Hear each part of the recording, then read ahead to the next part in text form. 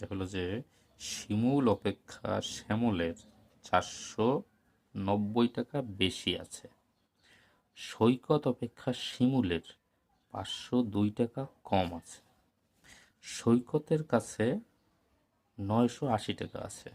তাহলে শিমুল ও শ্যামলের কাছে কত টাকা আছে এবং ওদের তিনজনের কাছে একত্রে কত টাকা আছে এবং ওদের তিনজনের একত্রে কত টাকা আছে। তাহলে আমাদের সৈকতের কাছে কত টাকা আছে, তাহলে আমরা এখানে লিখতে পারি যে অঙ্ক নম্বর কত, অঙ্ক নম্বর 10।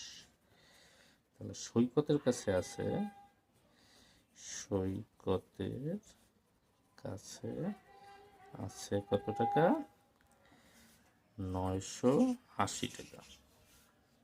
এই টাকাটা সৈকতের কাছে আছে।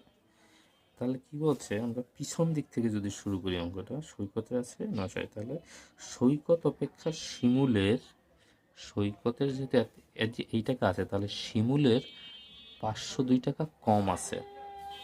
তাহলে শিমুলের কাছে কত টাকা আছে আসলে, তা শিমুলের কাছে যেহেতু 502 টাকা কম, তাহলে বিয়োগ 502, তাহলে এখন যেটা বেরোবে এই টাকাটা শিমুলের কাছে আছে।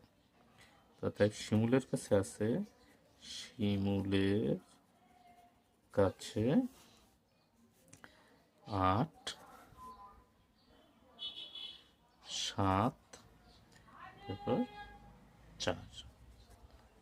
তার মানে হলো এই টাকাটা শিমুলের কাছে আছে।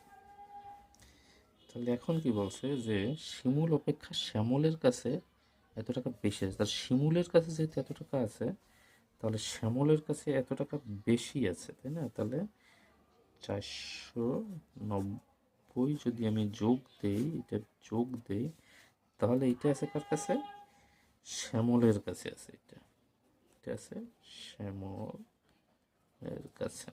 তাহলে কত আছে, 8, 9 আর 7, 16, 6 হাতে 1, 9। তাহলে কি আছে, তাহলে আমরা এখন বলতে পারি যে সৈকতের কাছে আছে, সৈকতের কাছে আছে কত, 980। শিমুলের কাছে আছে,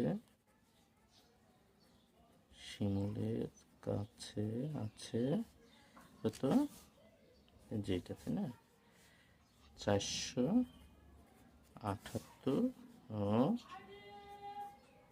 শ্যামলের কাছে আছে 968। তাহলে ওদের তিনজন আগে বলছে কি যে ওদের তিনজনের একত্রে কত টাকা আছে, তিনজনের একত্রে তাহলে কত টাকা আছে, 16, 6 হাতে 1, 7, 4, 14 আর 8, 22 2 হাতে 2, 9 2 11 আর 4, 15 আর 9, 24।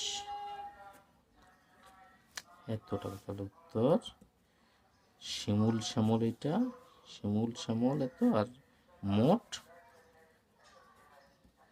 2426 টাকা। Thank you.